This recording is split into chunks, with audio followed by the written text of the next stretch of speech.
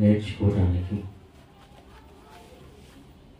ఈ ప్రాంత వాసులకు తెలియచేయడానికి ఈ సమయం ముందు సిద్ధపడి ఉండగా సమయోచితమైన ఆలోచన జ్ఞానమును ప్రసాదించమని, అలానే పరిశుద్ధాత్మ దేవుని సహాయాన్ని కూడా ఇవ్వమని కోరుతూ, ఎందరైతే మీ మాటలు వినడానికి ఆసక్తులై మీ సన్నిధిలో ఉన్నారో వారందరూ కూడా యోగ్యమైన మంచి మనస్సుతో అంగీకరించి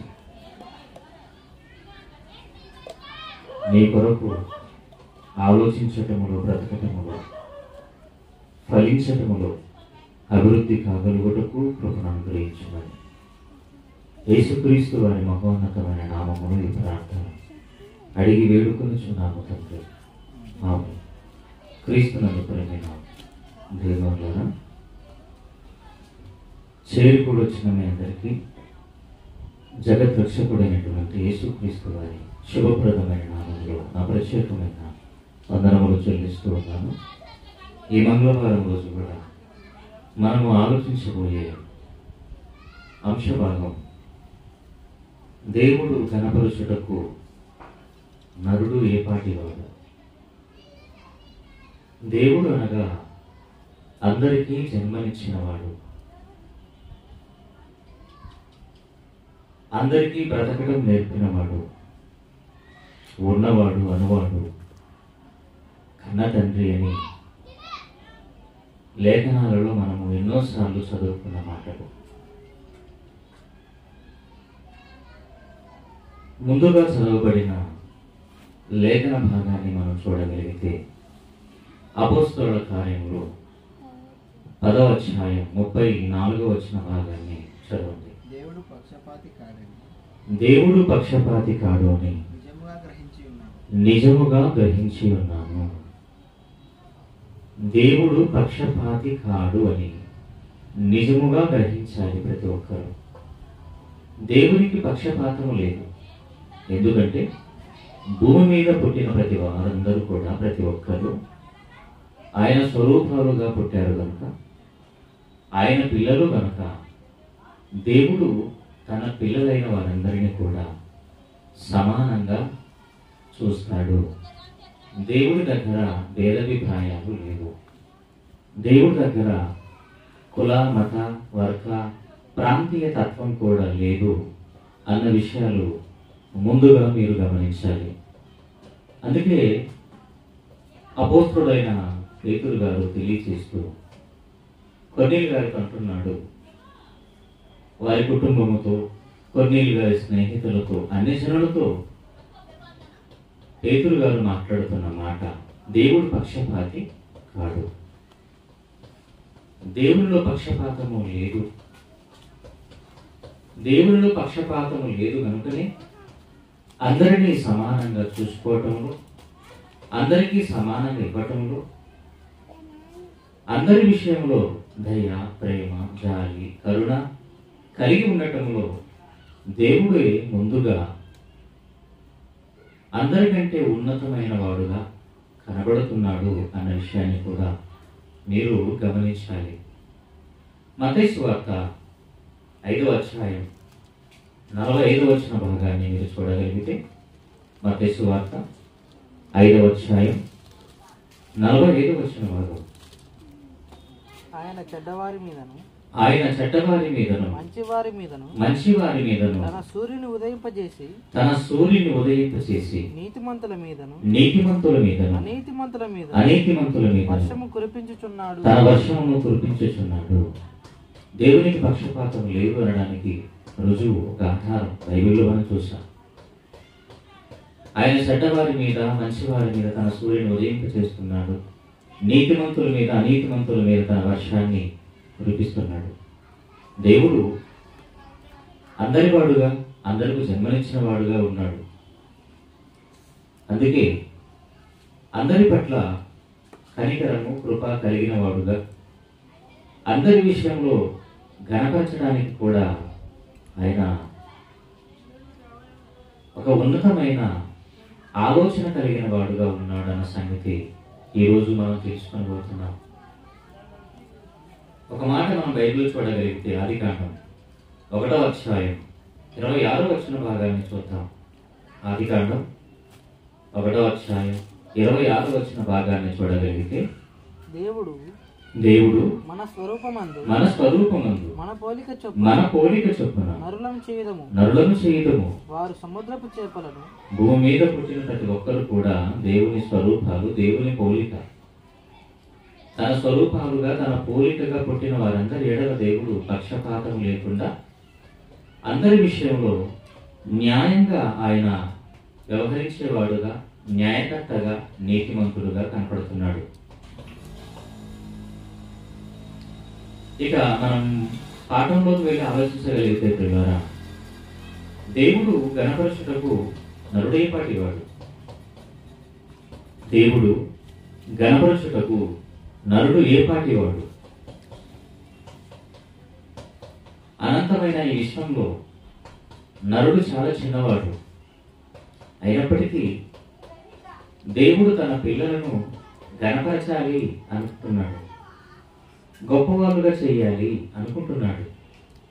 ఏ తండ్రి అయినా కూడా తన కుమారుణ్ణి గొప్పవాడిని చేయాలి, వాడిని గణపరచాలి, అందుకు నేనేం చెయ్యాలి అని ఎంతో ఆలోచన కలిగిన వాడుగా తన వంతుగా కష్టపడుతూ తన కుమారుడు ఒక ప్రయోజకుడు కావాలని, గొప్పవాడు కావాలని, ప్రజల మధ్య గణపరచబడాలని దేవుడు లేదా ఒక తండ్రి తన కుమారుని పట్ల, తన కుటుంబం పట్ల ఎన్నో ప్రణాళికలు, ఆలోచనలు కలిగిన వాడుగా ఒక తండ్రి ఉంటాడు. అది తండ్రి కూడా మనస్సు అయినప్పుడు, అందరికీ జన్మనిచ్చిన వాడు తండ్రి, ఆయన స్వరూపాలుగా ఆయన పోలికలతో కన్నవాడు దేవుడు. ఆయన కూడా అందరి విషయంలో న్యాయబద్ధంగా వ్యవహరించడానికి తండ్రిగా బైబిల్లో మనకు కనబడతాడు. ఒక మాట బైబిల్లో మనం చూడగలిగితే యోబు గ్రంథం 7వ అధ్యాయం 17వ వచన భాగాన్ని చూద్దాం. యోబు గ్రంథం 7వ అధ్యాయం మనుషుడు ఏపాటి వాడు 17వ వచనంలో, మనుషుడు ఏపాటి వాడు అతని గణపరచనేలా, అతని మీద నీవు మనస్సు నిలుపనేలా,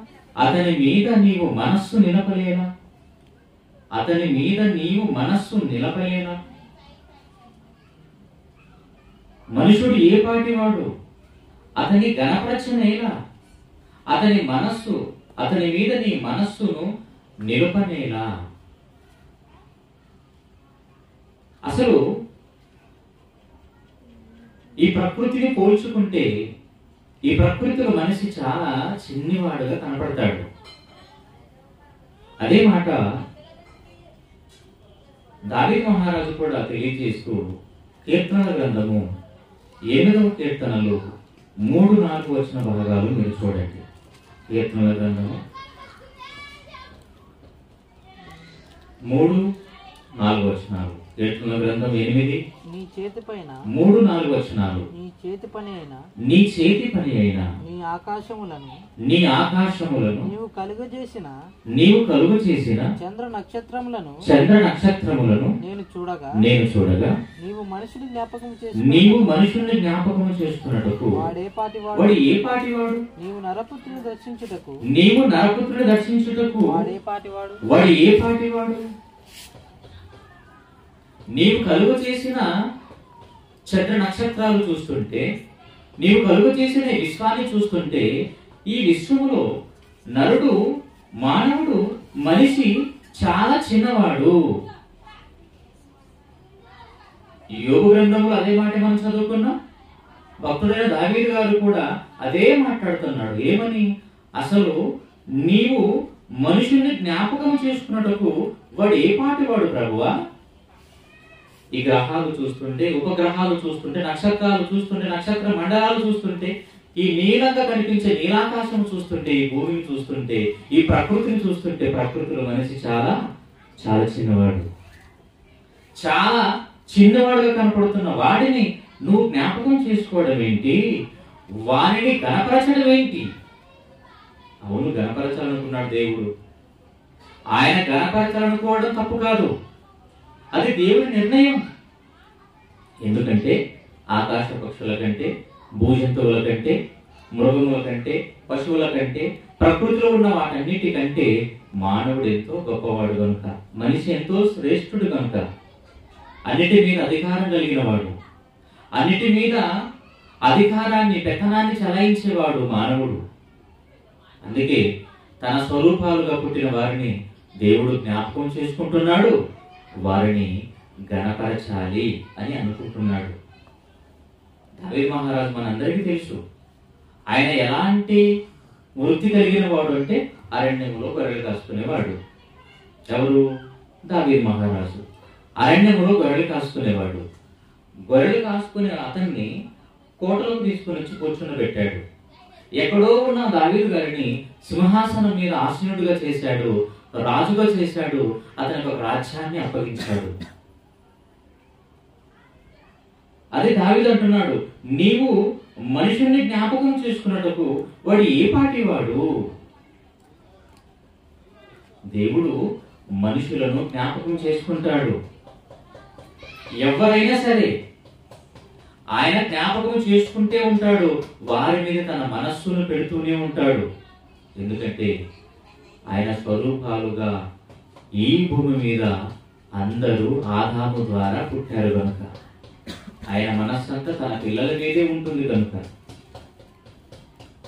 ఏం చదువుతున్నాం ఇక్కడ? 8వ కీర్తనలు 3-4 వచనాల్లో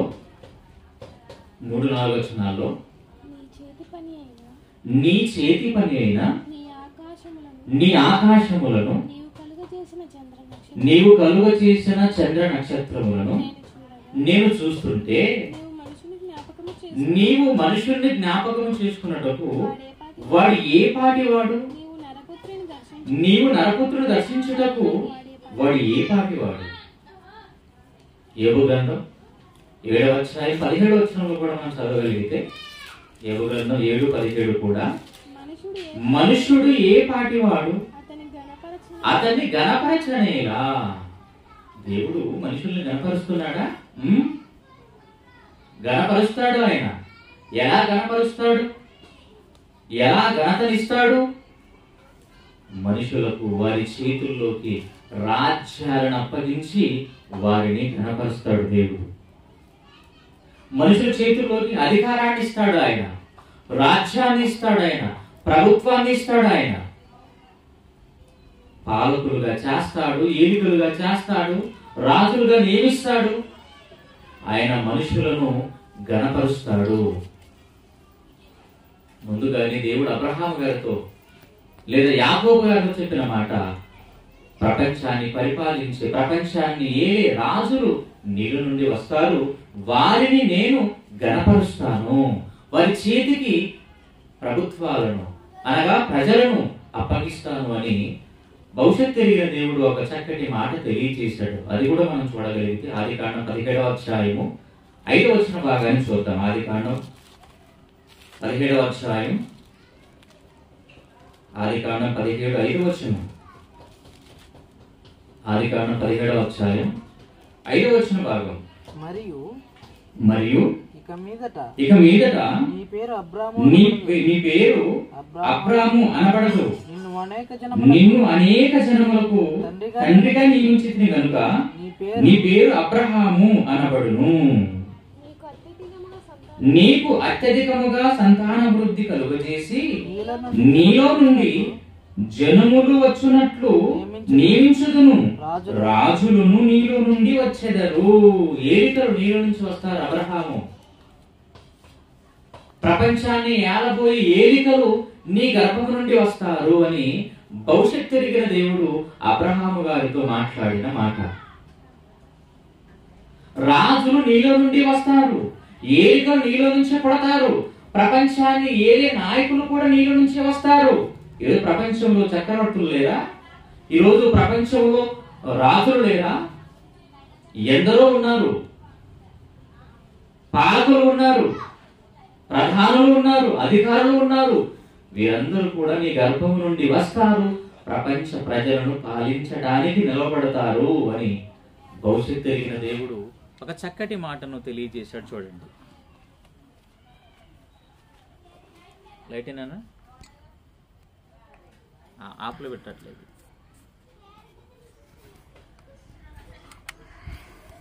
సంతాన వృత్తి కలుగు చేసి నీలో నుండి జనములు వచ్చినట్లు నియమించుదును, రాజులను నీలో నుండి వచ్చేదరు. చూసారా, అబ్రహాము గారితో భవిష్యత్తు తెలిగిన దేవుడు రాజులు నీలో నుంచి పుడతారు, వారు పరిపాలనను జరిగిస్తారు, రాజ్యాలను ఏలుతారు. చాలా మంది రాజులు పుట్టారు. పుట్టిన వారిని దేవుడు ఏం చేశాడు? ఘనపరిచాడు. రాజులలో వాగ్దాన ప్రకారంగా పుట్టిన వారు ఉన్నారు. అనగా అబ్రహాము, ఇస్సాకు, యాకోబు గర్భము నుండి వచ్చిన వారిలో రాజులు ఉన్నారు. అలానే అన్య జనులలో కూడా రాజులు ఉన్నారు. అన్య జనములో నుంచి వచ్చిన రాజులు కూడా ఉన్నారు. దేవుడు పక్షపాతి కాడు గనుక ఎవరినైనా హెచ్చించాలనుకున్నప్పుడు, ఎవరికైనా అధికారాన్ని ఇవ్వాలనుకున్నప్పుడు, ఎవరికైనా ప్రభుత్వాన్ని చేతులు పెట్టాలనుకున్నప్పుడు ఆయన వారికే ఇస్తాడు, వారిని ఘనపరుస్తాడు. దేవుని చేత ఈరోజు ఘనపరచబడుతున్నారు లోకములో ఉన్న రాజులు, చక్రవర్తులు, అధికారులు. దేవుడే వారిని ఘనపరిచాడు. ఒక మాట బైబిల్లో మనం చూడగలిగితే 99వ కీర్తనలు 1వ వచనం, దేవుడు ఇవ్వాలి అఘనత, దేవుడే వాళ్ళకి ఇవ్వాలి రాజ్యం. 99వ కీర్తనలు 1వ వచనం, యెహోవా రాజ్యము చేయుచున్నాడు అనే మాట అక్కడ రాయబడి చూడండి. యెహోవా రాజ్యము చేయుచున్నాడు, ఆయనే రాజ్యము చేయాలి, రాజ్యాన్ని ఆయన అప్పగించాలి, ఆయనే అధికారులను ఘనపరచాలి. ఎవరి చేతిలో ఉంది ఇప్పుడు రాజ్యము? ఒక రాజు చేతులకు రావాలంటే దేవుడే వారికి ఆ రాజ్యాన్ని ఇవ్వాలి, అధికారాన్ని ఇవ్వాలి. మనుషులు అనుకుంటే వచ్చేది కాదు, ప్రజలు అనుకుంటే కూడా వచ్చేది కాదు. అధికారము ఇవ్వాలంటే దేవుని చేతిలోనే ఉంది. కాలములు, సమయములు తండ్రి తన స్వాధీనమందుంచుకొని ఉన్నాడు. మనుషులు, పిల్లలు, పెద్దలు అందరూ ఆయన వశములో ఉన్నారు. అన్ని కూడా ఆయన వశం చేసుకున్నాడు. రాజ్యము కూడా ఆయన వశంలో ఉంది.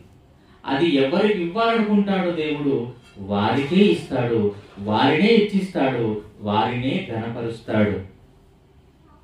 మనుషులు ఈరోజు మాకు మేమే గొప్పవాళ్ళు అయిపోయాము, మాకు మేమే ఘనపరచబడుతున్నాము, మా జ్ఞానాన్ని బట్టి, మేము చేసిన త్యాగాన్ని బట్టి, మేము చేసిన ప్రచారాన్ని బట్టి, మాకున్న బంధు బలగం బట్టి, మాకున్న ప్రజా సంఖ్యను బట్టి మేము ఇంత గొప్ప స్థాయికి వచ్చాము, మాకు ఇంత ఆధిక్యత, ఘనత దక్కిందని మనుషులు అనుకోవచ్చు. కానీ అది ఎవరి చేతిలో ఉందో తెలుసా? ఒక రాజ్యాన్ని, ఒక ప్రభుత్వాన్ని, ఒక అధికారాన్ని ఇవ్వాలంటే అది దేవుడి చేతిలో ఉంది, అది దేవుని వశం.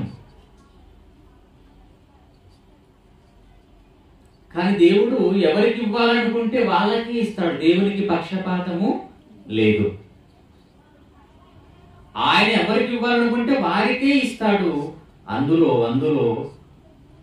ఈ ప్రపంచంలో 4 మహాసామ్రాజ్యాలు, ప్రపంచ దేశాలను పరిపాలించిన 4 సామ్రాజ్యాలు ఉన్నాయి. ఆ 4 సామ్రాజ్యాలలో మొదటి సామ్రాజ్యం బబులోను మహాసామ్రాజ్యం. ఈ సామ్రాజ్యాన్ని పరిపాలించిన అధినేత, చక్రవర్తి నెబుకద్నెజరు. ఈ నెబుకద్నెజరుకి ఎవరిచ్చారు ఈ అధికారాన్ని, ఎవరు ఇతన్ని ఘనపరిచారు అని మనం ఆలోచించగలిగితే ఒక మాట మనం బైబిల్లో చూద్దాం. దానియేలు గ్రంథము 5వ అధ్యాయం, దానియేలు గ్రంథము 5వ అధ్యాయము 17వ వచన భాగాన్ని చూడండి. దానియేలు గ్రంథము 5వ అధ్యాయము, దానియేలు గ్రంథము 5వ అధ్యాయము 17వ వచన భాగం. అందుకు దానియేలు ఇట్లనెను, నీ దానములు నీ యొద్ద నుంచుకొనుము, నీ బహుమానములు మరి ఎవనికైనా ఇమ్ము. అయితే నేను ఈ వ్రాతను చదివి దాని భావమును రాజునకు తెలిపెదను. రాజా చిత్తగించుము, మహోన్నతుడగు దేవుడు మహాదశను, రాజ్యమును, ప్రభావమును, ఘనతను నీ తండ్రియకు నెబుకద్నెజరుకి ఇచ్చెను. ఎవరికి ఇచ్చినట్టు దేవుడు ఘనతను? నెబుకద్నెజరు, బబులోను మహాసామ్రాజ్యానికి రాజు, చక్రవర్తి. ఇతనుకు దేవుడు ఘనతను, బలమును ఇచ్చాడు. ఇతను ఒక అన్యుడండి. ఎవరు? నెబుకద్నెజరు దేవుడు నమ్ముకున్నవాడు కాడు.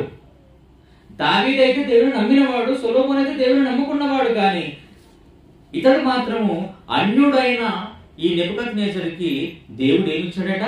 ఘనత ఇచ్చాడు. ఘనత, అధికారాన్ని చేతిలో పెట్టాడు. నాయనా, ఈ ప్రపంచ దేశాలకు నీవే అధికారివి. బబులోని మహాసామ్రాజ్యానికి నీవే రాజువు, పరిపాలించు. నీ చేతికి ప్రభుత్వాన్ని అప్పగించాను, నీ పాలన బాగుండాలి అని చెప్పాడు. అందుకే ఈ నెబుకద్నెజరు పాలించిన పరిపాలన కాలంలో ఆ రోజులు ఎలా ఉన్నాయంట? బంగారుతో పోల్చాడు ఆ దినాలు. ఘనత ఇచ్చాడు దేవుడు అతనికి. ఘనత ఇవ్వడం అంటే ఏమనుకున్నారు మీరు? మనిషిని దేవుడు గణపరిచాడు అంటే మీరేమనుకుంటున్నారు? ఒక ఉన్నతమైన స్థితిని, స్థానంలో ఉంచటం, ఒక ఎత్తులో చూపించడం, మనిషిని ఒక ఉన్నతమైన స్థాయిని అతనికి ఇవ్వటం, అందరిలో ఒక గొప్పవాడుగా అతడు కనబడే విధంగా చేయటం అండి గణపరచడం అంటే. ఈరోజు ప్రభుత్వంలో పరిపాలించే పాలకులు గొప్ప గొప్పవారుగా మనకు కనపడుతున్నారంటే దేన్ని బట్టి? వారికి ఉన్న అధికారాన్ని బట్టి, వారికి ఉన్న ప్రభుత్వాన్ని బట్టి వారు ఈరోజు గొప్పగా కనపడుతున్నారు. మన దేశానికి, మన దేశ ప్రధాని నరేంద్ర మోదీ అని చెప్పుకుంటాం మనం, అవునా? అతడు మనం చూడకపోయినా, అతని దృష్టిలో మనం లేకపోయినా, మనం మాత్రం గొప్పగా భారతదేశమే మాట్లాడుకుంటుంది. దాదాపుగా భారతదేశం 29 రాష్ట్రాలుగా ఉంది. ఈ 29 రాష్ట్రాల్లో ఉన్న ప్రజలందరూ కూడా మీ ప్రధాని ఎవరండి అంటే, ఇదిగో మా ప్రధాని నరేంద్ర మోదీ అండి అంటారు. అంత స్థాయికి, అంత గొప్ప స్థితిలోకి ఎవరు తీసుకుని వెళ్ళారు అతన్ని? ఎవరు గణపరిచారు అతన్ని? దేవుడే గణపరిచాడు. కానీ మనుషులు అనుకుంటారు, నేను ఈ స్థాయికి రావడానికి, లేదా నేను ఈ విధంగా ప్రజల మధ్య గొప్పవాడుగా కనిపించడానికి నా గుండె బలం, నా బంధు బలం, నా ఖండ బలం, నా డబ్బు బలం అనుకుంటాడు మనిషి. నీ గుండె బలం కాదు, నీ ఖండ బలం కాదు, నీ డబ్బు బలం కాదు, నీ ప్రజల బలం కాదు. దేవుడు నిన్ను అధికముగా హెచ్చించాలనుకున్నాడు, హెచ్చించాడు. గణపరచాలనుకున్నాడు, గణపరిచాడు. ప్రభుత్వాన్ని ఇవ్వాలనుకున్నాడు, ఇచ్చేశాడు. అదండి దేవుడు తెలియజేసిన మాట. అదే మనం చదువుకున్నాం. యెహోవా రాజ్యము చేయుచున్నాడు.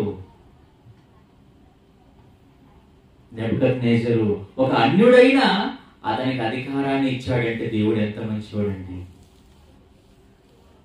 దేవునికి పక్షపాతం లేదు, యెహోవాకి పక్షపాతం లేదు.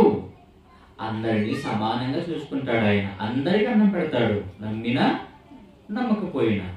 నువ్వు నమ్మినా నమ్మకపోయినా తండ్రిగా ఆయన చూసుకోవటం ఆయన బాధ్యత. తండ్రిగా నిన్ను చూసుకోవడం ఆయన బాధ్యతని చూసుకుంటాడు.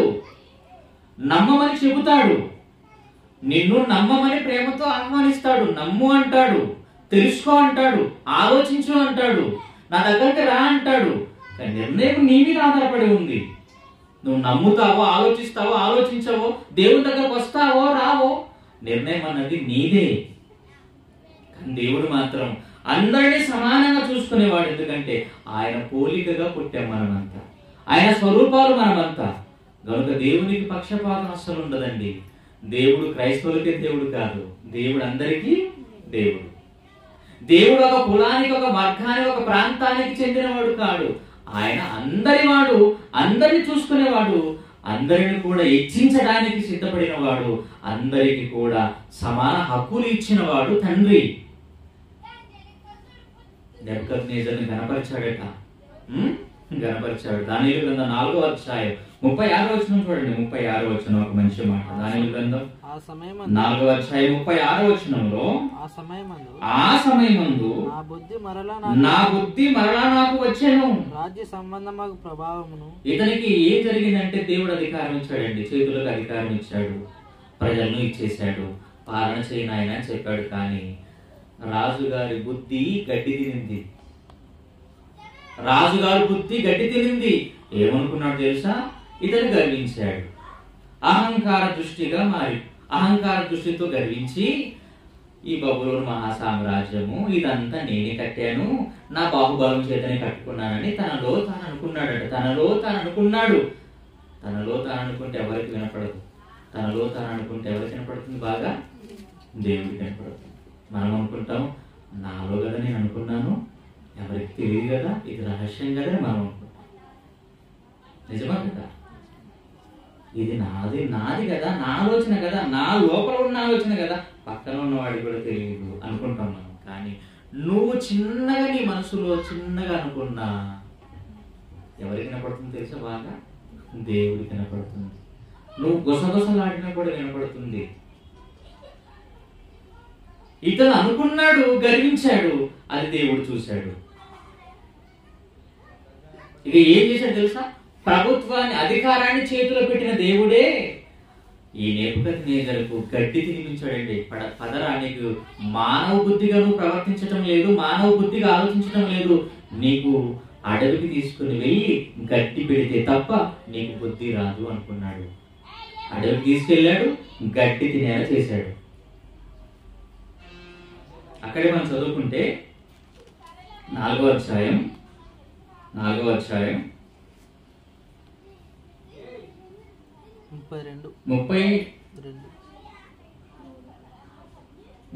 చూడండి. 30 వచనం.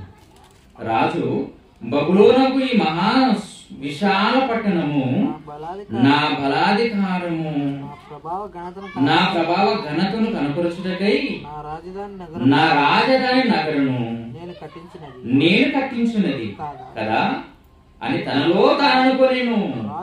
రాజు నోట తన మాట ఉండగా ఆకాశం నుండి ఒక శబ్దము వచ్చెను.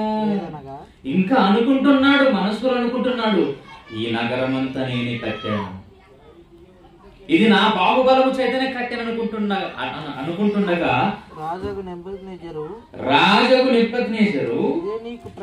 ఇదే నీకు ప్రకటన, నీ రాజ్యము నీ యొద్ద నుండి తొలగింపబడును. రాజ్యం ఇచ్చింది ఎవరికి? దేవుడు ఇచ్చాడు. ఇప్పుడు తొలగించబడుతుంది అంటున్నాడు. తొలగించబడుతుంది. ఈ నీ యొద్ద నుండి రాజ్యము తొలగిపోయేను. తీసివేస్తాడు నీ రాజ్యాన్ని, ప్రభుత్వాన్ని చేతులు లేకుండా. నేను నిన్ను గణపరిచాను ప్రజలను బాగా చూసుకోవాలని, ప్రజల గురించి ఆలోచించాలని, ప్రజల కోసం ఒక పాలకుడుగా నువ్వు నిలబడాలని నేను నిన్ను నిలబెడితే నువ్వు గర్వించి గర్వపోతుగా నా బలము, నా బలము, నా జనము, నా ధనము అని నువ్వు విర్రవీగుతున్నావా? అయితే నీకు ఒక పాఠం చెబుతాను అని దేవుడు ఏం చేశాడు? 32వ వచనంలో, తమ యొద్ద నుండి మనుష్యులు నిన్ను తరిమెదరు, నీవు అడవి జంతువుల మధ్య నివాసము చేయుచు పశువుల వలె గడ్డి వేసేదవు. సర్వోన్నతుడకు దేవుడు మానవుల రాజ్యము పైన అధికారి ఉండి తానెవనికి దానిని అనుగ్రహింప నిశ్చయించునో వానికి అనుగ్రహించునని నీవు తెలుసుకుని వరకు 7 కాలములు నీకిలాగు జరుగునని చెప్పాను. 7 కాలములు.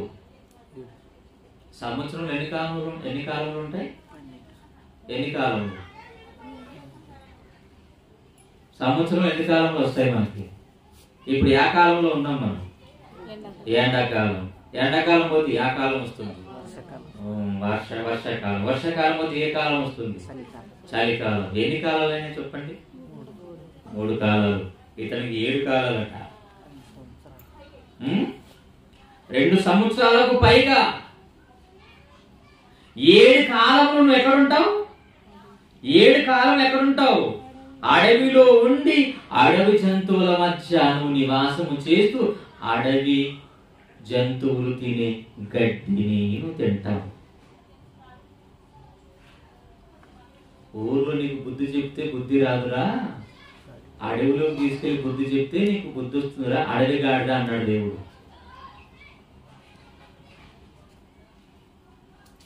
నెబుకద్నెజరు గారికి అధికారాన్ని, ప్రభుత్వాన్ని ఇచ్చినెవరు? దేవుడే ఘనపరిచాడు. తన ఘనతను ఆయనే పోగొట్టాడు. కారణం అతడు గర్వించాడు కనుక. గర్వహృదయులందరూ కూడా యెహోవాకు హేయులు. ఆయన ఒప్పుకోడు. ఎవరైతే అధికారంలోకి వస్తారో, ఎవరైతే సింహాసనాన్ని అధిష్ఠిస్తారో, ఎవరైతే ప్రజలపై అధికారులుగా, పాలకులుగా నియమింపబడతారో వారు దేవుని పట్ల చాలా తగ్గింపు కలిగి, అనుకువ కలిగి, అనుక్షణం ప్రతిక్షణం అధికారాన్ని ఇచ్చిన దేవుణ్ణి జ్ఞాపకం చేసుకుంటే వారి అధికారం ఎప్పటికీ తొలగిపోదు.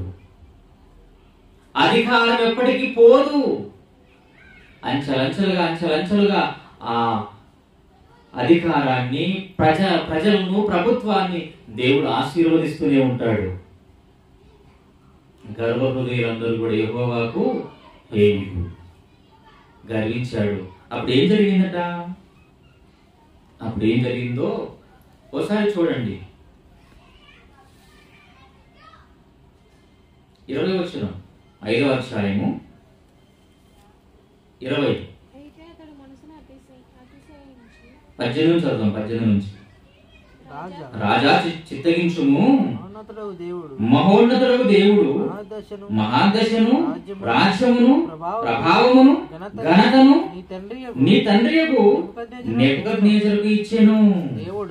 దేవుడు అతనికిట్టి మహాదశను ఇచ్చినందున తానెవరిని చంపగోరెనో వారిని చంపెను. ఎవరిని రక్షింపగోరెనో వారిని రక్షించెను. ఎవరిని హెచ్చింపగోరునో వారిని హెచ్చించెను. ఎవరిని పడవేయగోరునో వారిని పడవేసెను. కాబట్టి సకల రాష్ట్రములను, జనులను, ఆయా భాషలు మాట్లాడు వారును అతనికి భయపడుచు అతని ఎదుట వణుకుచుండిరి. ఇంత అధికారం ఇచ్చాడు దేవుడు మీ తండ్రి గారికి అని బెల్షస్సరు గారితో దానియేలు మాట్లాడుతున్నాడు. మీ తండ్రికి ఉన్న అధికారం ఏంటో తెలుసా? అతన్ని పడగొడతాడు, నిలబెడతాడు, రక్షిస్తాడు, చంపేస్తాడు. ఇంత అధికారం నీ తండ్రికి ఉందని చెప్తున్నప్పుడు 20వ వచనంలో ఏమంటున్నాడు చూడండి. అయితే అతడు మనస్సును అతిశయించి ఏం చేశాడు? నెబుకద్నెజరు మనస్సును అతిశయించాడు, గర్వించాడు. ఇక నాకెవడు అడ్డు, నన్నెవడు ఆపేవాడు, నన్నెవడు ఏం చేసుకోలేడు అన్న అహంకారం ఎవరికి వచ్చింది? నెబుకద్నెజరుకి వచ్చిందండి. నన్నెవడు ఏం చేసుకోలేడు, అధికారం అంతా నా చేతిలో ఉంది, నేనే కదా రాజుని, నేను ఏమనుకుంటే చేయగలను, చంపాలనుకుంటే చంపుతాను, రక్షించాలనుకుంటే రక్షిస్తాను, నా చేతిలో ఉంది అధికారం అంతా అని అనుకున్నాడు. కానీ ఈ అధికారం ఒకప్పుడు దేవుడు ఇచ్చాడన్న సంగతి వాడు మర్చిపోయాడు. నీ చేతిలోకి వస్తే నీదవుతుంది అధికారం, నీ చేతిలోకి వస్తే నీదవుతుందా ప్రభుత్వం? నీ చేతిలో పెట్టిన వాడు దేవుడు. నువ్వు గర్వించి నీకు ఇష్టం వచ్చినట్టుగా నువ్వు పరిపాలన చేస్తే మరలా ప్రభుత్వాన్ని దేవుడు ఏం చేస్తాడు తెలుసా? తీసేస్తాడు, నీ చేతికి చిప్పకూడిస్తాడు. 20వ వచనంలో చాలా జాగ్రత్తగా చదవండి ఆ మాట. అయితే అతడు మనస్సును అతిశయించి బలాత్కారం చేయుటకు అతని హృదయమును కఠినము చేసుకొనగా దేవుడు అతని ప్రభుత్వము అతని యొద్ద నుండి తీసివేసి అతని ఘనతను పోగొట్టెను. ఘనపరిచిన దేవుడు ఘనతను పోగొడతాడా? నెబుకద్నెజరుని ఘనపరిచింది ఎవరు? దేవుడే ఘనపరిచాడు. ఇప్పుడు ఘనత పోయిందా? ఘనత పోయిందండి. ఎవరిది? రాజుది. ఘనపరిచిన దేవుడే ఘనతను పోగొట్టాడు. కారణం అతడు హృదయమున అతిశయించి ఏం చేశాడు? బలాత్కారము చేయుచు అతని హృదయమును కఠినము చేసుకున్నాడు. కఠినాత్ముడుగా మారిపోయాడు. పాషాణ హృదయంగా మారిపోయింది. అతని క్యారెక్టర్ మంచిగా లేదు, బుద్ధి మంచిగా లేదు, ఆలోచనలు మంచిగా లేవు, మాటలు బాగులేవు, చేతలు బాగులేవు, అసలు పరిపాలనే సరిగ్గా లేదు. ఇక వీడు ఉండి ఒకటి లేక ఒకటి. ప్రజలకు అన్యాయం జరుగుతుంది. ఏం జరుగుతుంది? ప్రజలకు అన్యాయం జరుగుతుంది. ప్రజలకు పెట్టడం కూడా పెట్టని దుర్మార్గుడుగా వీడు మారిపోయాడు కనుక ఈ ప్రభుత్వములో నుండి అతనిని తీసివేసి అతని ఘనతను పోగొట్టేదను. దేవుని చేతిలో ఉందంట. ఎవరిని గద్దెనెక్కించాలో, ఎవరిని గద్దెను దించాలో దేవుడికి బాగా తెలుసు. మీరు చూడండి ప్రస్తుత పరిస్థితి ఎలా ఉంది. అంత ప్రచారం. ఏంటి ప్రచారం? ఎక్కడ చూసినా, ఏ రాష్ట్రం చూసినా, ఏ పల్లె చూసినా, ఏ పట్టణం చూసినా ప్రచారం ప్రచారం ప్రచారం. ఎందుకయ్యా ఈ ప్రచారాలు అంటే? ఓట్లు, మీ అమూల్యమైన ఓట్లు మాకే వెయ్యండి. మీరు ఓట్లు వేస్తే మేము గద్దెనెక్కుతాం. గద్దెనెక్కి మిమ్మల్ని బాగా ఉతికి ఆరేస్తాం. అంతేనా? వారికేమో ఓటు కావాలి, మనకేమో డబ్బు కావాలి. వారికేమో ఓటు కావాలి, మనకేమో సీస కావాలి. అంతేనా? ఈరోజు ఒక సీసకి అమ్ముడుపోయే వాళ్ళు లేరా? ఒక ప్యాకెట్కి అమ్ముడుపోయే వాళ్ళు లేరా? ఒక 100 రూపాయల కాగితానికి అమ్ముడుపోయే వాళ్ళు లేరా? ప్రచారాలు చేస్తున్నారండి. ప్రచారాలు జరుగుతున్నాయి. కానీ దేవుడు ఎవరిని గణపరుస్తాడో తెలియదు. గణపరచబడిన వారు మన రాష్ట్రంలో ఉన్నారు, మన దేశంలో ఉన్నారు. దేవుని వలన గణపరచబడిన వాడే నరేంద్ర మోదీ. దేవుని వలన గణపరచబడిన వాడే వైఎస్ఆర్ జగన్మోహన్ రెడ్డి. దేవుని వలన గణపరచబడిన వారే ఒక ఎంపీ అయినా, ఒక ఎమ్మెల్యే అయినా, ఒక సర్పంచ్ అయినా, ఒక నెంబర్ అయినా. మీరేమనుకుంటున్నారు? అధికారం మీరు అనుకుంటే వచ్చింది కాదు. ఏదో మేము ఓట్లు ఖర్చు పెడుతున్నాం కదండి ఎలక్షన్ టైంలో, లక్షలు ఖర్చు పెడుతున్నాం కదండి ఎలక్షన్ టైంలో, మరి మా డబ్బులు ఖర్చు పెట్టడం వలన మేము గెలిచామని మీరు అనుకుంటున్నారు. అవునా? మేము ఎలక్షన్ టైంలో కోట్లు ఖర్చు పెట్టామండి, డబ్బులు పోసామండి, అందుకే మాకు సీటు దక్కింది, అందుకే మేము గెలిచామని మీరు అనుకోవచ్చు. లేదు, మీరు గెలవాలి అన్నా, అధికారంలోకి రావాలన్నా, సింహాసనం మీద కూర్చోవాలి అన్నా, ప్రజల్ని పరిపాలించాలి అన్నా, మీకు ఘనత రావాలన్నా దేవుని చేతిలో ఉంది అంతా. ప్రకృతి చక్రాన్ని తిప్పుతున్న ఆయన ప్రజలను ఎలా తిప్పాలో, ఎవరిని ఎక్కడ ఉంచాలో, ఎవరిని ఎక్కడ అణిచివేయాలో దేవుడికి బాగా తెలుసు. దేవుడు అనుకుంటే ఏదైనా చేయగలడు. దేవుడికి సమస్తము సాధ్యమే. నెబుకద్నెజర్ని ఏం చేశాడో చదువుకున్నాము 20వ వచనంలో. మళ్ళీ చూడండి ఇప్పుడు మాట 20వ వచనం. అయితే అతడు మనస్సును అతిశయించి బలాత్కారము చేయుటకు అతని హృదయమును కఠినము చేసుకొనగా. నీ హృదయము ఎలా కఠినపరచబడిందో, నువ్వు ఎలా గర్విస్తున్నావో, నువ్వు చేసే పనులు ఎలాంటివో దేవుడు అంత చూస్తాడు, అంత చూస్తాడు. అది కూడా అధికారాన్ని ఇచ్చి చూస్తాడు, సింహాసనం మీద కూర్చుండబెట్టి చూస్తాడు, నీ పాలన ఎలా ఉందో చూస్తాడు. బాగుందా హెచ్చిస్తాడు, సరిగ్గా లేదా దించుతాడు. కనిపించకుండా కనుమరుగైపోతుంది రాజ్యం, ప్రభుత్వం. గత కాలంలో కాంగ్రెస్ పార్టీ ఉండేదండి. అవునా? కాంగ్రెస్ పార్టీ మన దేశ తొలి ప్రధాని ఇందిరాగాంధీ. అప్పటి కాలంలో పరిపాలన చేసేవారు. కానీ వారి పరిపాలించే పరిపాలనలో లోపాలు ఎన్నో జరిగినప్పటికీ దేవుడు అన్ని చూశాడు. ఇప్పుడు ఏమైపోయింది అది? దాదాపుగా 15 సంవత్సరాలు 20 సంవత్సరాలు కనిపించకుండా కనుమరుగైపోయింది పార్టీ. ఒకప్పుడు వారికి ఘనతనిచ్చిన వాడు దేవుడు, వారి ఘనతను పోగొట్టాడు. కారణం, హృదయమును అతిశయిస్తే, హృదయాన్ని కఠినపరుచుకుంటే, ఇది నా బలం, నా శక్తి, నా రాజ్యం, నా ఇష్టం వచ్చినట్టుగా నేను చేస్తానని నీ 5 ఏళ్ల పరిపాలనలో నువ్వు ఒకవేళ ప్రభుత్వానికి వ్యతిరేకమైన పనులు మనిషి చేస్తే అది నిలవదు, దేవుడు నిలబడు అన్నది వాస్తవము. బైబిల్ చెప్పింది. ఏమని చెప్పింది 20వ వచనంలో? అయితే మనస్సును అతిశయించి బలాత్కారము చేయుటకు. ఏం చేయడానికి? బలాత్కారమా? బలవంతంగా పట్టుకొని చంపడమా? బలవంతంగా పట్టుకొని రేప్ చేయడమా? ప్రభుత్వంలో ఉన్నవారు ఏం చేస్తారండి? అంతా మాదే అండి, దేశ ప్రధాని కదండి, నేనేం చేసినా చెల్లుబాటు అవుతుంది, అంతేనా? నన్ను ఎవడు ఆపేవాడు? పోలీస్ డిపార్ట్మెంటా? అది నా కాళ్ళ దగ్గర ఉంది.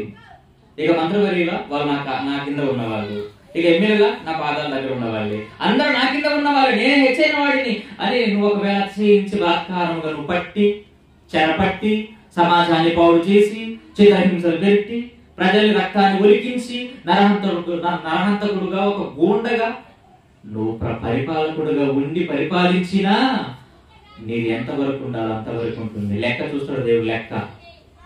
లెక్క పూర్తిగా ఎన్ని ఎంత నీ లెక్క? 5 సంవత్సరాలు. 5 సంవత్సరాలు లెక్క పూర్తయితే ఇక నిర్ణయం మార్చుకుంటాడు దేవుడు. నిర్ణయం మార్చుకుంటాడు. ప్రభుత్వాన్ని ఏం చేస్తాడు ఆయన? ప్రభుత్వాన్ని అతని యొద్ద నుండి తీసివేసి అతని ఘనతను పోగొట్టేను దేవుడు. పాలన బాగుండాలండి, ప్రజల్ని బాగా చూసుకోవాలండి. లేదంటే ఘనతనిచ్చిన దేవుడే గద్దెను దింపేస్తాడు. మర్చిపోద్దండి. బైబిల్ చెప్పిన పాఠం ఇది. ఇది లోకంలో చెప్పే పాఠాలు కాదు. బైబిల్లో రాజ్య పరిపాలన గురించి రాయించాడు. బైబిల్లో రాజకీయం గురించి కూడా ఉంది. మీకు తెలుసు, మీకు తెలియదు. బైబిల్ అంటే ఏదో ప్రేమమేడు, దయమేడు, కరుణమేడు. బైబిల్ ఏముంది? రాజకీయం, పరిపాలన. బైబిల్ రాయించిన మాటలు అవన్నీ. ఒకనాడు నరేంద్ర మోదీ గారిని ఏమనేవారంటే ఛాయ్ వాలా అనేవారంటండి. ఏం వాలా? ఛాయ్ వాలా అంటే టీ అమ్ముకునేవాడండి, అంతేనా? టీ అమ్ముకునేవాడు ఇప్పుడు ఏ స్థాయిలో ఉన్నాడు? ప్రధాన స్థాయిలో ఉన్నాడు. ఎవరు తీసుకుని వచ్చారు ఈ స్థాయికి? దేవుడు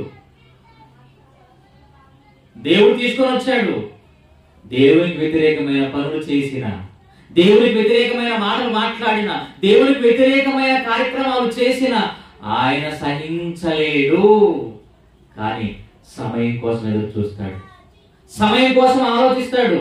సమయం వచ్చిందో ప్రభుత్వాన్ని తీసివేసి గద్దెను దించి ఘనతను పోగొడతాడు. ఇది రహస్యం. ఒక మాట బైబిల్ చూడగలిగితే మీరు ఇర్మీయా గ్రంథం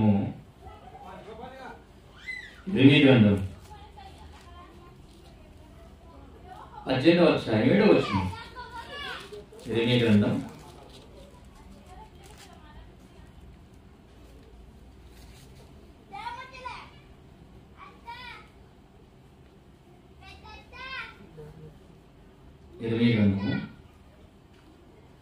18:7 వచనం. దాని పెళ్ళగింతుననియు, చూడండి ఒక మంచి మాట.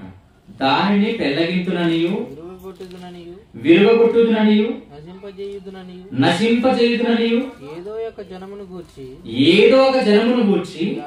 గాని రాజ్యమును గూర్చి గాని నేను చెప్పి ఉండగా ఏ జనమును గూర్చి నేను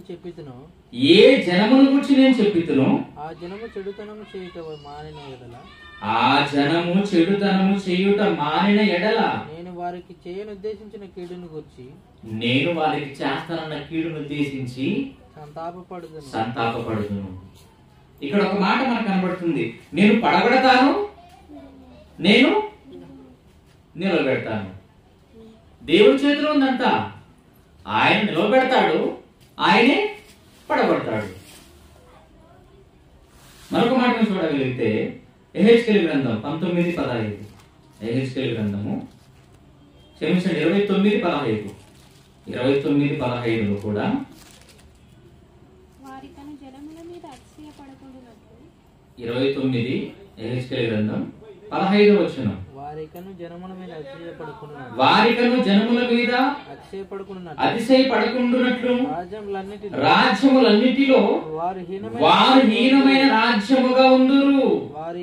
వారు ఇక రాష్ట్రముల మీద ప్రభుత్వము చేయకుండునట్లు నేను వారిని తగ్గించేదను. రాష్ట్రము మీద నువ్వు ప్రభుత్వం చేయలేవు.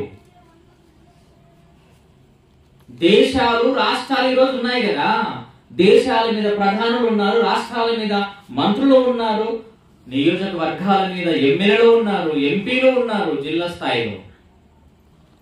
అది ఎక్కడ ఉన్నాడు? ఏమన్నాడు 15వ వచనంలో? నేను వారిని తగ్గించేదను, వారి రాష్ట్రముల మీద ప్రభుత్వము చేయకుండానట్లు నేను వారిని తగ్గిస్తాను. హెచ్చించుకున్నావు అనుకో, నువ్వు హెచ్చించుకున్నావు అనుకో, దేవుడు తగ్గిస్తాడు. తగ్గు. దేవుడు నువ్వు తగ్గాలి అంటున్నాడు, కానీ మనిషి మాత్రం ఈరోజు నేను తగ్గను, తగ్గేదే లేదు అంటాడు. తగ్గకపోతే తగ్గిస్తాడు దేవుడు. మనిషి ఏమంటాడు తెలుసా? మనిషి అప్పుడు తగ్గడండి. ఎందుకు తగ్గాలండి? ఎందుకు భయపడాలండి? చూసారా మనిషి అహం ఎలా ఉంటుందంటే, ఎందుకు తగ్గాలి, ఏం చేశానని తగ్గాలి. ఏం చేయలేదా? మనం ఏం చేయలేదా? తగ్గేదే లేదండి, నేను తగ్గానండి. వద్దండి. దేవుడు ఏమని మాట్లాడుతున్నాడంటే, అతని ప్రభుత్వాన్ని నేను తీసివేస్తాను అన్నాడు. చూడండి 15వ వచనంలో, వారికి రాష్ట్రముల మీద ప్రభుత్వం చేయకుండానట్లు నేను వారిని తగ్గించేదను. నెబుకద్నెజరుని తగ్గించలేదా? తగ్గించాడు. హెచ్చించిన ఆయన తగ్గించాడు. ఘనపరిచిన ఆయన ఘనతను పోగొట్టాడు. కారణం, అతని హృదయం బాగులేదు, అతని ఆలోచనలు బాగులేవు, అతని పాలన బాగులేదు, ఆయన చేసే కార్యక్రమాలు బాగులేవు. కనుక చెడిపోయిన వారిని ఒక రాజుగా పెడితే సమాజం చెడిపోతుంది. పాలకుడు అంటే ఒక తండ్రి లాంటి వాడండి సమాజానికి. ప్రాంతాలకు, దేశాలకు, రాష్ట్రాలకు పరిపాలకులుగా ఉన్నవారు తండ్రి లాంటి వారు. తండ్రిలా ఉండాలి. ఆలన పాలన చూడాలి ప్రజల దగ్గరకు వచ్చి. అప్పుడే దేవుడు మెచ్చుతాడు. ఎందుకు వీళ్ళందరినీ దేవుడు హెచ్చించాడు, అధికారంలోకి తీసుకుని వచ్చాడు, ఘనపరిచాడంటే తన పిల్లలకు ఏ లోటుపాటు లేకుండా చూసుకోవడానికి ఒక పని అప్పగించాను. నీకు పని, నువ్వు సర్వెంట్ దేవుని దగ్గర. నేను అధికారినండి అని వివరడిగితే ఎలా? నాకంటూ ఒక సింహాసనం ఉంది, నాకంటూ ఎంతో మంది పని వాళ్ళు ఉన్నారంటే ఎలా అవుతుంది చెప్పండి? అధికారాన్ని దేవుడు ఇచ్చాడు అంటే, నిన్ను గణపరిచాడు అంటే, అందరిలో నిన్ను హెచ్చించాడు అంటే నువ్వు పని చేయడానికి, పని కోసమే అధికారం. కానీ మనుషులు ఎలా ఉన్నారు ఈరోజు? పని కోసం కాదు, అధికారం పని కోసం అనుకోవటం లేదు, అధికారము సంపాదన కోసం అనుకుంటున్నారు. మీకా గ్రంథంలో 6వ అధ్యాయము. ఈ రోజు కూడా అధికారంలోకి వచ్చే ప్రతి ఒక్కరు కూడా ఎలాంటి ఆలోచనలతో ప్రవేశిస్తారో బైబిల్లో దేవుడు ముందే రాస్తాడండి. మీకా గ్రంథం 2వ అధ్యాయము. మీకా గ్రంథం 2వ అధ్యాయం మొదటి 2 వచనం చూడండి. మొదటి 2 వచనాలు, మంచముల మీద పరుండి మోసపు క్రియలు యోచించుచు దుష్కార్యములు చేయు వారికి శ్రమ, అలాగు చేయడం వారి స్వాధీనంలో ఉన్నది కనుక వారు ప్రొత్తు పొడవగానే చేయుదురు. వారు భూములు ఆశించి పట్టుకొందురు, ఇండ్లు ఆశించి ఆక్రమించుకొందురు. ఒక మనిషిని, వారి కుటుంబమును, వారి ఇంటి వారిని, వారి స్వాస్థ్యమును అన్యాయముగా ఆక్రమింతురు. ఎందుకు వస్తున్నారు అధికారంలోకి అనుకుంటున్నారు మీరు? చక్కగా పాలన చేయడానికి అనుకుంటున్నారా? లేదండి, చక్కగా పాలన చేయడానికి కాదు, పాడు చేయడానికి వస్తున్నారు అందరూ ఈరోజు. డబ్బు సంపాదన కోసం ఈ రాజకీయంలో అడుగు పెడుతున్నారు అందరూ. ప్రతి ఒక్కరు చూడండి, ప్రతి ఒక్కడు. ఒకప్పుడు 2 పార్టీలు ఉండేటువంటి. ఎన్ని పార్టీలు ఉండే? ఒకప్పుడు 2 పార్టీ, ఒకటి తెలుగుదేశం, ఒకటి కాంగ్రెస్. ఇప్పుడు ఎన్ని జెండాలో, ఎన్ని పార్టీలో మీకు ఇస్తారు రేపు మే నెలలో. ఇదిగో ఈ ముద్ర మీద గుద్దండి అని మీకు ముద్రలు చాలా ఇస్తారు. అంటే ఆ ముద్రలు ఎన్ని ఉన్నాయో, ఆ బొమ్మలు ఎన్ని ఉన్నాయో అన్ని పార్టీలు ఉన్నాయన్నమాట. మన రాష్ట్రంలో, మిగతా రాష్ట్రాల్లో, దేశాల్లో ఎన్ని పార్టీలు అండి, ఎన్ని అయిపోయినాయి ఈరోజు. మనిషి ఈరోజు ప్రజలకు ఏదో మేలు చేయడానికి వచ్చి రావడం లేదు. ఈరోజు దేనికోసం వస్తున్నాడు? ఈరోజు దేనికోసం దీని అధికారాన్ని ఆశిస్తున్నాడు? ఎందుకోసం ఈ ప్రచారం అంటే ఇక్కడ చెప్తున్నాడు దేవుడు. ఏమంటున్నాడు చూడండి, 2వ వచనంలో, వారు భూములు ఆశించి పట్టుకొందురు. భూకబ్జా జరగటం లేదా? బాగా భూకబ్జా జరిగేది ఎక్కడండి? రాజకీయ వ్యవస్థలోనే కదా ఈ భూకబ్జా. ఈ భూములన్నీ కూడా భూములు ఎకరాలు. ఎమ్మెల్యే అంటాడు మొత్తం ఈ ప్రాంతంలో ఉన్న భూములన్నీ నావే అంటాడు. పరంపోగు భూములన్నీ కూడా నావే అంటాడు. నీవే? ఎవరు సంపాదించారు? అడగండి. అడిగితే సమాధానం వాళ్ళ దగ్గర అధికారం ఉంది కదా అని చెప్పేసి నీ తాగుతుందా? ఎవరిది భూమి? ఎవరిది? అధికారంలోకి వచ్చావు, దేవుడు నిన్ను కూర్చోబెట్టాడు అంటే కూర్చున్నంత మాత్రాన, అధికారంలోకి వచ్చినంత మాత్రాన, ప్రజలు నీ దగ్గర ఉన్నంత మాత్రాన అంత నీదవుతుందా? ఇంతకు భూమి ఎవరు తెలుసా నీకు? అధికారంలో ఉన్న నీవు, అధికారిగా ఉన్న నీవు, పరిపాలకుడుగా చలామవుతున్న నీవు, భూమి ఎవరిదో నీకు ఇలా తెలుసా అంటే ఇలా తెలియదండి. భూమి ఎవరిదో? మాది అంటారంతే. భూమి ఎవరు తెలుసా? భూమి ఎవరిదో మీరు బైబిల్ చూసి ఆశ్చర్యపోతారండి. భూమి నీది కాదు, నీ అబ్బది కాదు. భూమి అందరికి జన్మనిచ్చిన అబ్బది. కీర్తనల గ్రంథం 115వ కీర్తనలో ఒక మంచి మాట చూడండి. అధికారంలోకి వచ్చిన వాళ్ళందరూ కూడా భూకబ్జండి. ఎకరాలు పోగేసుకుంటున్నారు వెనకాల. ఎందుకు? భూమికి వాల్యూ ఉంది కనుక. సెంటు స్థలం లక్షలు, టౌన్లో అయితే, సిటీల్లో అయితే సెంటు స్థలం కోట్లు సంపాదించవచ్చు. మా పిల్లలు తరాలు తిన్న తరగ ఆస్తి సంపాదించాలంటే ముందు భూకబ్జ చేయాలి. భూకబ్జ చేస్తే, భూములు సంపాదిస్తే భూమి నుండి వస్తుంది డబ్బు. అమ్మకం చేస్తే కదా కోట్లు వస్తేది. కానీ భూమి నీది కాదు, నీ తాతది కాదు, నీ బాబుది కాదు. భూమి ఎవరో చూడండి. బైబిల్ పోదండి ఇది, దేవుడి పోద. 115:16 వచనం, ఆకాశములు యెహోవా వశము, భూమిని ఆయన నరులకు ఇచ్చి ఉన్నాడు. భూమిని ఎవరికి ఇచ్చాడట? తన పిల్లలైన మనకి ఇచ్చేసాడండి. ఇంకో మాట చూస్తారు, లేవికాండం 25వ అధ్యాయం 23వ వచనం. లేవికాండం 25, లేవికాండము 25వ అధ్యాయము 23వ వచనం. భూమిని శాశ్వత విక్రయము చేయకూడదు. ఆ భూమి నాదే. ఎవరిదంట భూమి? భూమి ఎవరు చెప్పండి? భూమి దేవుడిదండి. నీదా? మనం అంటాం భూమి నాదిరా. దేవుడు ఏమన్నాడు? భూమి నాదిరా బాబు, నా భూమి నీకు ఇచ్చాను. బ్రతుకు రాకుండా కాలం దున్నుతావో, పండించుకుంటావో, ఎకరాలు సాగు చేస్తావు, చేయి నాయనా. పండించుకుని తిని బ్రతుకు నీకి నేను ఇచ్చాను, దానం చేశాను. దానగుణం దేవునిదండి. ఈరోజు అధికారంలోకి వచ్చిన వారందరూ కూడా ఏమంటారు తెలుసా? పలానా దగ్గర బంజరు భూములు ఉంటాయి కదండి, ఏమో అంటారులేండి, బంజరు భూములు అవి ఇవి పరంపోగులు ఉంటాయి కదా, ఇవంతా మనవే ఇంకా మనం స్వాధీనం చేసుకోవాలి. ఎందుకు? డబ్బులు వస్తాయి కనుక. అందుక ఇవి వస్తుంది. అందుక నేను దేవుడు కనపరిచింది లేదు. ప్రజల్ని చూడాలి నీవు. దేవుడు నిన్ను కనపరిచింది ప్రజలను చూడడానికి. లేదా తేడా జరిగిందో? ఏం జరిగింది? మనం చదువుకున్నాం కదా ఏం జరుగుతుంది తేడా జరిగితే. యెహెజ్కేలు గ్రంథము 29:15లో వారి రాష్ట్రముల మీద ప్రభుత్వము చేయకుండానట్లు నేను వారిని తగ్గించేదను. దింపేస్తాను. ఇంకా టైం అయింది, సమయం అయిపోయింది. లెక్క చూస్తాడు, లెక్క ముగింపు చూస్తాడు దేవుడు. మీరు ఆలోచించండి ప్రియులారా. రాజులు 2వ గ్రంథం 12వ అధ్యాయం చూడండి, ఒక మంచి మాట. రాజులు 2వ గ్రంథం 12వ అధ్యాయం 8వ వచనం. రాజులు 2వ గ్రంథం 12వ అధ్యాయము 8వ వచనం.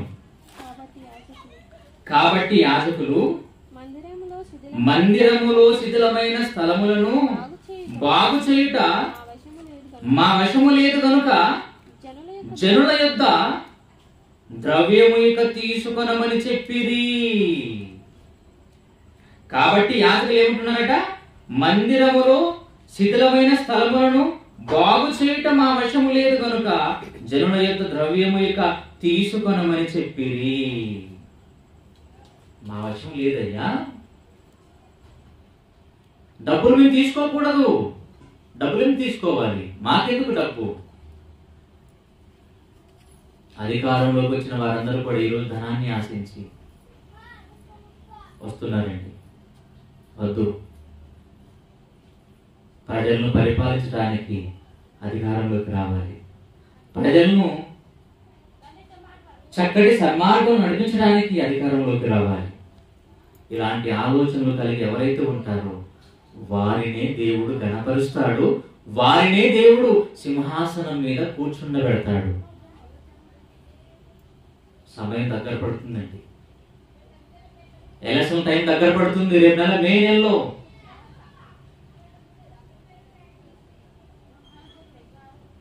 తెలిసిపోతుంది. వెయిట్ చేయండి, ఎదురు చూడండి, ఎవరు వస్తారో చూడండి. ఇదంతా దేవుని వశం. దేవుని వశంలో ఉంది ప్రభుత్వం, దేవుని వశంలో ఉంది రాజ్యం, దేవుని వశంలో ఉన్నారు మనుషులందరూ. దేవుని వశంలో ఉంది కాలం, సమయం. ఒక ఆయన ఇచ్చించాడండి దేవుడు. ఎస్తేరు గ్రంథం 10వ అధ్యాయం. ఎస్తేరు గ్రంథం 10వ అధ్యాయం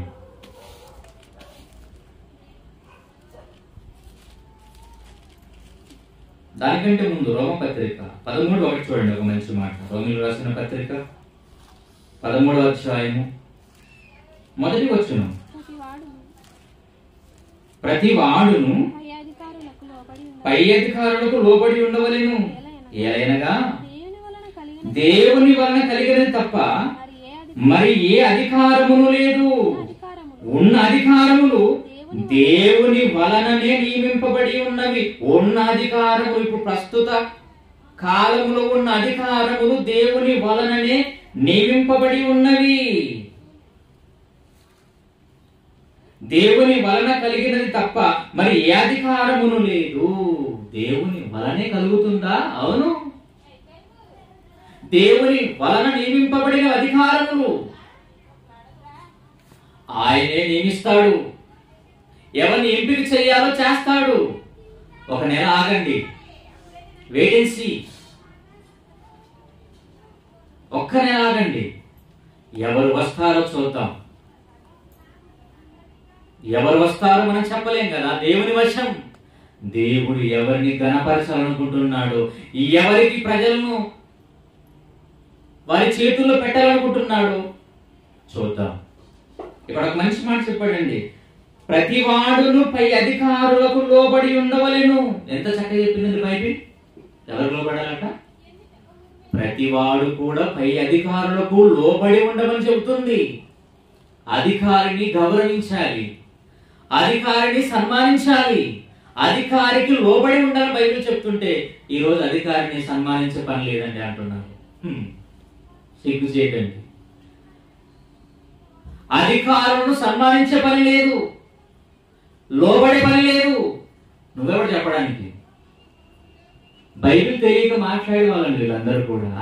నేను అదే అనుకుంటాను, వీళ్ళకి బైబిల్ తెలియదు కదా, వీళ్ళకి బైబిల్ రాదు కదా అనుకుంటాను. బైబిల్ రాని వాడే ఆ మాటలు మాట్లాడతాడు.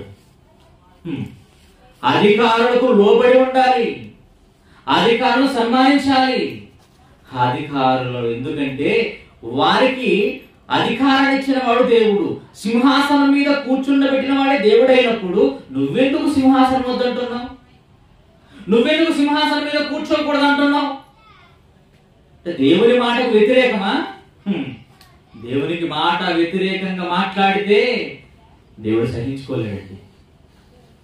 ఒక అధికారిని ఆయనే సింహాసనం మీద కూర్చుండబెట్టి గణపరిచి దేశానికి రాష్ట్రానికి చూపించినప్పుడు ఒక చిన్న స్టేజ్ మీద మనం చూపించకపోతే అదెక్కడి న్యాయం అండి?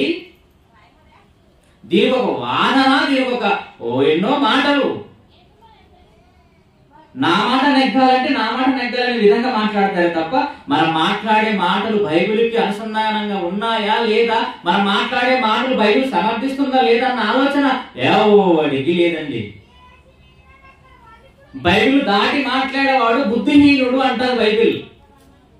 Bible answer to the Bible. అధికారులను దేవుడు కూర్చుండబెట్టినప్పుడు నేను నువ్వు మనం ఎంతండి? వారు వద్దండి, వారికి అలా చేయకూడదండి, వారు ఇలా రాకూడదండి, వారిని అక్కడ పెట్టాలండి. ఎవరు నువ్వు చెప్పడానికి? నేనెవరు చెప్పడానికి? చదవండి ఆ మాట, మీకు అర్థం కాలేదేమో. ఇంకా ప్రతి వాడును పై అధికారులకు లోబడి ఉండవలెను, ఎందుకంటే దేవుని వలన కలిగినది తప్ప మరి ఏ అధికారమును లేదు, ఉన్న అధికారము దేవుని వలననే నియమింపబడి ఉన్నవి.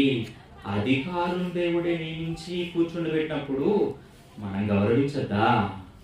మనం లోబడద్దా? మనం సన్మానించద్దా? దేవుని వలన వీళ్ళు ఏర్పరచబడతారండి. చూద్దాం ఎవరిని గణపరుస్తాడో దేవుడు, చూద్దాం ఎవరికి సింహాసనం ఇస్తాడో చూద్దాం. కానీ బైబిల్లో ఒక ఆయన ఉన్నాడండి, దేవుని చేత గణపరచబడిన అతను ఎలాంటి పరిపాలన చేశాడు ఆ మాట చూసుకొని ముగించుకుందాం. ఎస్తేరు గ్రంథం 10వ అధ్యాయం చూద్దాం. 10వ అధ్యాయము 2-3 వచనాలు చూద్దాం. 2-3 వచనాలు. మొర్దెకై యొక్క బలమును గూర్చి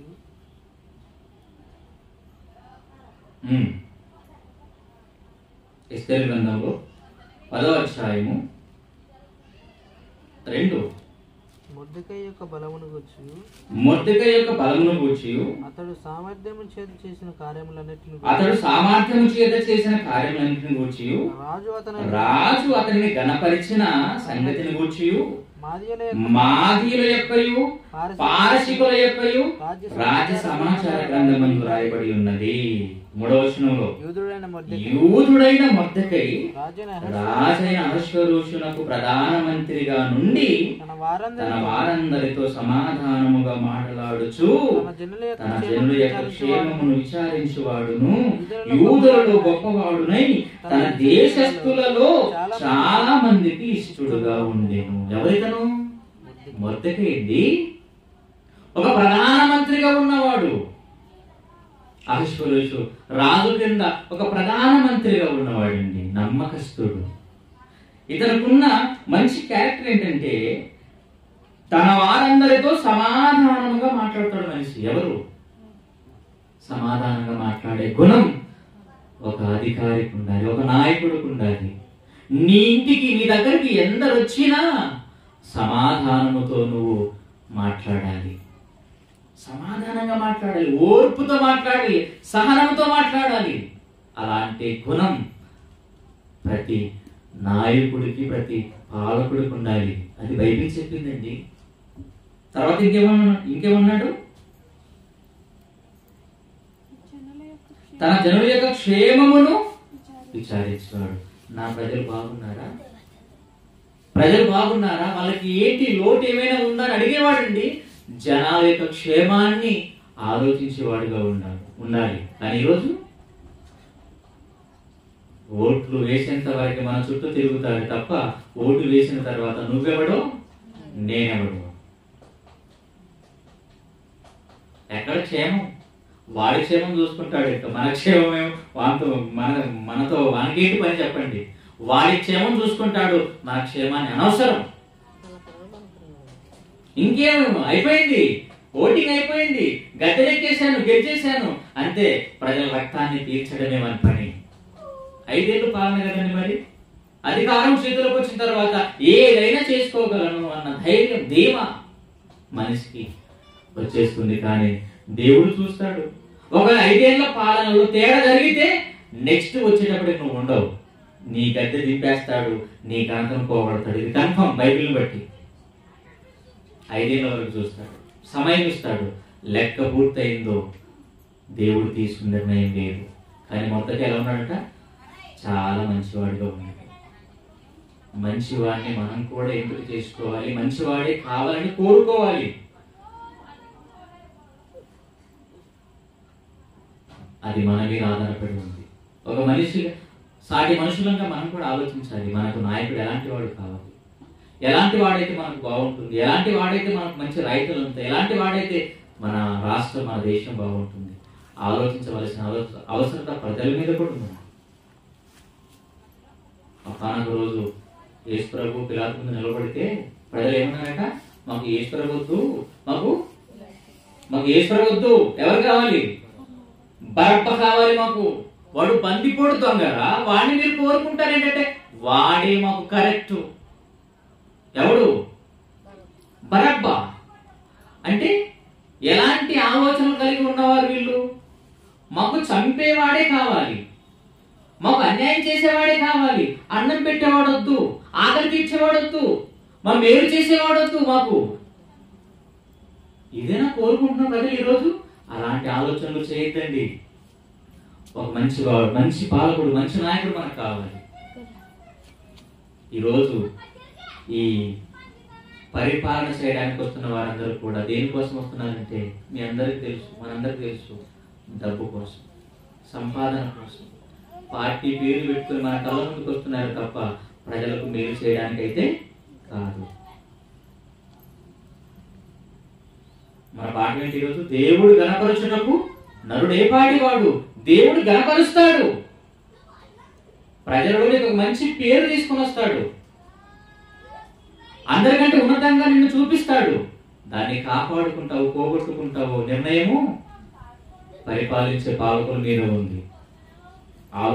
ఆలోచించాలి. వీళ్ళందరూ కూడా ఆలోచించి ఒక మంచి నిర్ణయం తీసుకుంటే దేవుడు తప్పకుండా ఎవరిని గణపరచాలనుకుంటాడో వారిని గణపరుస్తాడు.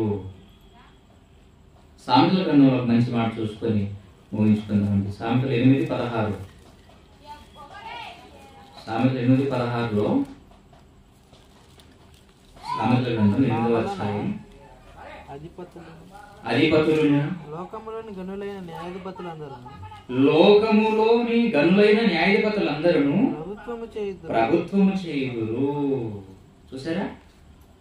లోకములో ఉన్న వీళ్ళందరూ కూడా ప్రభుత్వం చేయాలంటే ప్రభువే వీరికి అధికారాన్ని, అవకాశాన్ని ఇవ్వాలి. ఆయన్ని గణపరచాలి.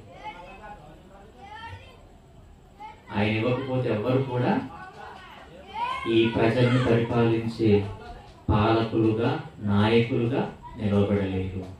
చూద్దాం, ఎవరు వస్తారో చూద్దాం. మీ మనసులో అప్పుడే ఏదో ఒకరు ఉంటారు, అలా అనుకుంటారు. ప్రార్థన చేయండి, మంచి నాయకుడు మనకు కావాలి. 5 ఏళ్ళ పాలన అండి, 5 ఏళ్ళ పాలన.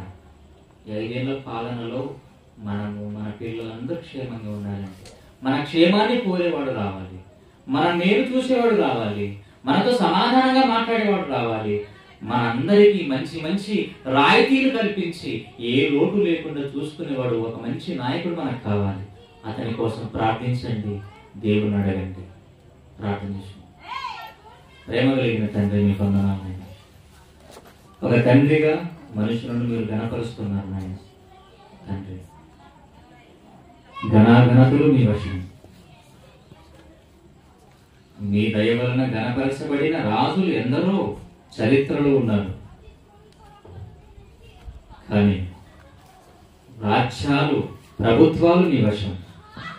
ఎవరిని మీరు గణపరచాలనుకుంటారో వారిని గణపరుస్తారు, ఎవరిని హెచ్చించాలనుకుంటారో వారిని హెచ్చిస్తారు, ఎవరిని సింహాసనం మీద కూర్చుండబెట్టాలో వారిని మీరు కూర్చుండబెడతారు.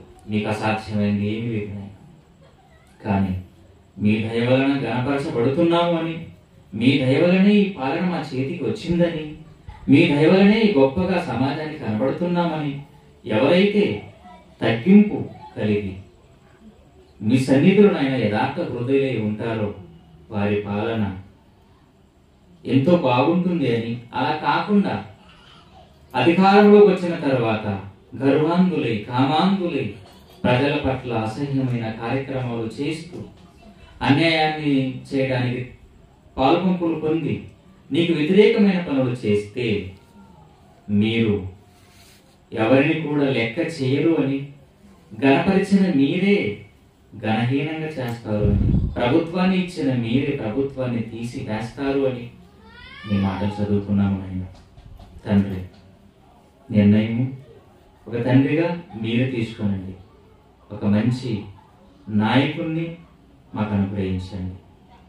మరింత మీ సేవ ఈ భారతదేశంలో ముందు కొనసాగుటకు అన్ని విధాలుగా మార్గాలను సరళము చేయుటకు పాల్పోయిన వారిని మా పక్షాన్ని నిలబెట్టి మీ సన్నిధిలో ముందుకు నడిపించమని కోరుతూ యేసుక్రీస్తు వారి మహోన్నతమైన నామంలో ఈ ప్రార్థన అడుగుచున్నాము తండ్రి.